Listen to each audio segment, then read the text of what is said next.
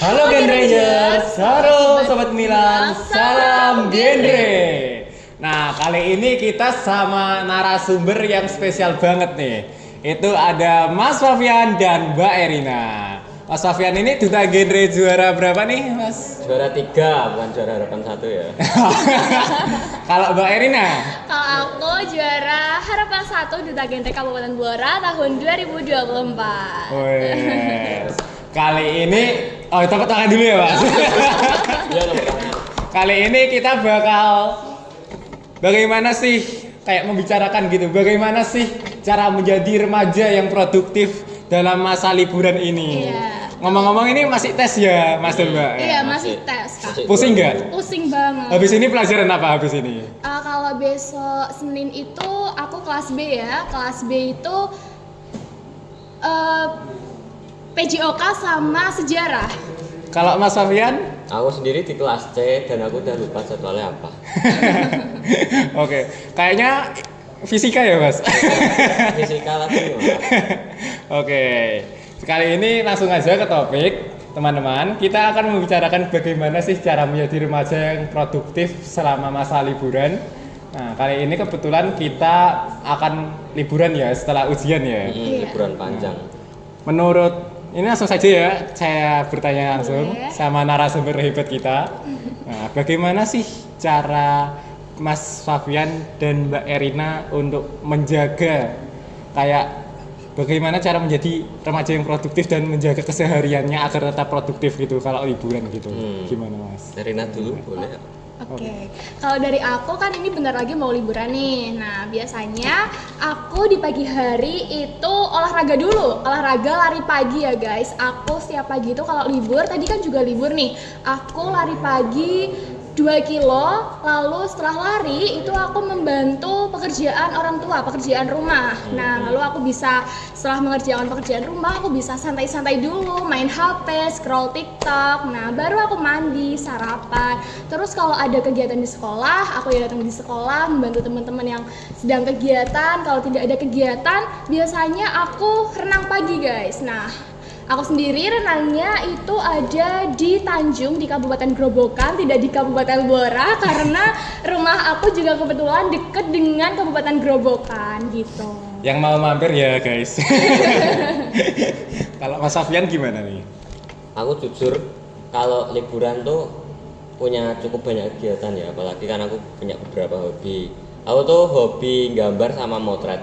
Tapi nggak cuma motret, tapi kadang bikin video juga.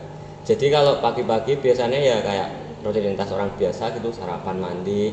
Terus biasanya kalau pengen gambar ya gambar.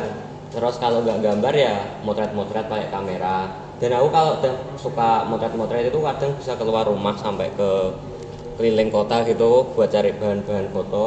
Dan ya itu seru-seru aja. Terus selain hobi aku juga biasanya ngerjakan tugas atau belajar gitu buat kebetulan ini kan juga lagi tes ya, jadi bisa mempersiapkan dari awal-awal hari, jauh-jauh hari. Terus selain itu aku juga ikuti organisasi ini, Big R ini mempersiapin buat tingkat nasional besok. Ini ngomong-ngomong soal nasional nih, PR kita udah sampai nasional ya. Bisa tepuk tangan ya. Tepuk tangan. Sobat adik-adik yang besok mau masuk ke SMA Negeri 1 Blora, jangan lupa join organisasi Pikir Milan SMA Negeri 1 Blora. Oke. Lanjut back to the topic ya, Mas dan Mbak. Iya. Ya. Nah, yang kedua nih, mungkin agak sedikit krusial ya di masa-masa anak remaja sekarang ya. Nah, gimana sih cara membedakan produktif dan bagaimana cara membedakan rasa malas dan produktif kayak gitu. Jadi kan banyak anak remaja di masa ini yang ngiranya kalau misalnya liburan di rumah aja yang penting lakuin aktivitas itu produktif. Padahal sebenarnya produktif itu aktivitasnya harus positif, bukan negatif. Betul. Nah, kalau tanggapan Mas Fafian dan Mbak Erina gimana nih? Boleh dari Mas Sofian dulu? Oke, kalau menurutku aku sendiri kadang ngerasa kalau apa ya bahasanya Blora itu layah-layah ya. Tidur itu kadang kan emang enak ya pas liburan, apalagi kan kemarin ini tes pikirannya terus jalan terus gitu sampai panasan otaknya. Terus nek libur kan pengennya santai-santai gitu, tapi ternyata kan itu malah menambah rasa malas kita gitu, bukan produktif. Produktif itu dimana kita punya kegiatan dan bisa ngehasilin sesuatu yang positif, Yang kayak bermanfaat juga. Jadi kayak motret di upload ke sosial media itu kan positif ya, orang-orang bisa lihat, terus karya kita bisa aja diapresiasi orang-orang luar yang nggak kita ketahui. Gambar juga mengasah itu motorik kita, tangan kita, terus apalagi tadi ya pokoknya kegiatan-kegiatan positif, belajar dan sebagainya, itu bisa digolongkan kegiatan yang produktif karena bisa dibilang untuk menghasilkan sesuatu yang positif keluar dari diri kita semasa liburan itu gitu. Kalau dari aku sih sama kayak Fabian ya, kita bisa melakukan hobi kita, lebih mengasah life skill kita untuk kedepannya, untuk masa depan. Apalagi kita ada di Gen Z, akan menghadapi Indonesia Emas 2045. Kita sendiri yang akan memimpin di tahun 2045 tersebut. Jadi kita masih remaja nih ya, kita harus mengasah life skill kita, mengasah kemampuan kita. Tentunya kan kalau kita mengasah kemampuan kita, yang beruntung kan kita sendiri ya, bukan orang lain. Kita bisa lebih memantapkan diri di masa depan gitu. Betul. Oh ya, tadi ngomong-ngomong soal life skill nih, mungkin ada teman-teman yang nggak tahu apa itu life skill, mungkin Mbak boleh dijelaskan dikit-dikit gitu. Kasih tahu R. Ya. Oke, kalau life skill itu dimana kita mengasah kemampuan kita atau bakat minat kita agar bisa lebih mantep gitu teman-teman, bisa lebih bermanfaat di masa depan. Jadinya kita punya kemampuan khusus gitu ya buat ngasih kita value lebih. Dan kedepannya kalau kita punya value lebih itu mau cari pekerjaan, relasi itu lebih gampang karena punya value lebih itu gitu.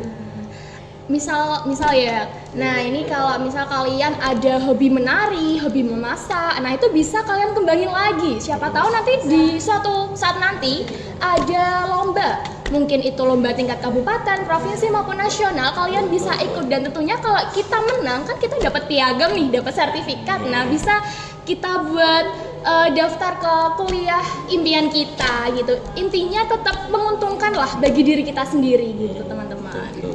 Siap. Ngomong-ngomong nih, Mas Fabian mau kuliah di mana nanti kira-kira? Sudah ada tujuan belum? Ada. Aku punya dua pilihan, di Jogja sama di Bandung.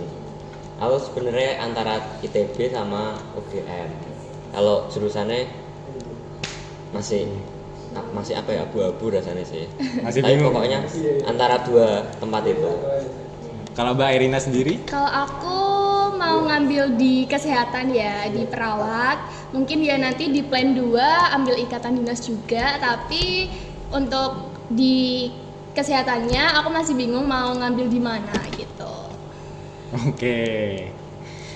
Keren-keren ya. Tadi ada yang mau ke kedinasan, ada yang mau ke universitas. Kalau Rian mau kemana? Nah, kalau aku sendiri aku mau di jurusan aktuaria di ITS kebetulan Fabian. Oh, jadi anak teknik. Iya, jadi anak teknik. Mas-mas teknik ya. Mas-mas teknik. ITS boy. ITS boy, iso turu sangar. Kalau sebenarnya itu sih Mas, apa namanya? Kan kita juga harus ngeplan kuliah. Mau kuliah di mana, mau ikut kedinasan atau enggak, dan kita juga harus punya rencana untuk masa depan kita. Betul sekali. Nah, mungkin ada sedikit tips nih dari Mas Fabian dan Mbak Erina sebelum kita mengakhiri live pada pagi hari ini. Bagaimana sih caranya untuk kayak spill dikit lah merancang masa depan kita gitu, sebagai anak muda yang produktif dan aktif gitu. Erina dulu.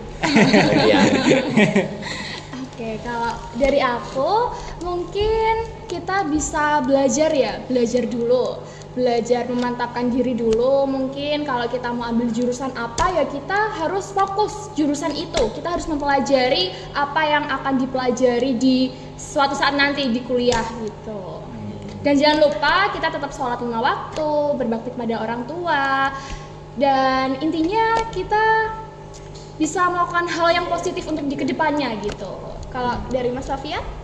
Kalau dari aku ya, untuk bisa lebih gampang masuk ke jurusan yang kita pengen di suatu universitas itu tentu kita harus cari material-materialnya. Kayak kita misal mau di teknik informatika, Nah, kita waktu SMA, SMP nggak ada. SMA itu ada OSN yang jurusannya informatika. Nah, kalau bisa menangin itu sampai ke tingkat provinsi atau nasional, itu udah pasti golden ticket ke teknik informatika itu. Kayak Mas Rojihan, Iya, itu kan Mas Rojihan. duta wisata ya. Iya, Terus duta fiksi wisata. juga akhirnya punya golden ticket buat masuk ke pariwisata UGM. Nah, heeh. Mas Rujian juga tentunya duta genre. genre. Iya, sama duta genre sama kemarin juga ikut dalam organisasi PR Gemilang SMA Negeri 1 Blora. Betul. Orang-orang hebat ini sepertinya kalau dari SMA Negeri 1 Blora kebanyakan dari PKR Gemilang ya.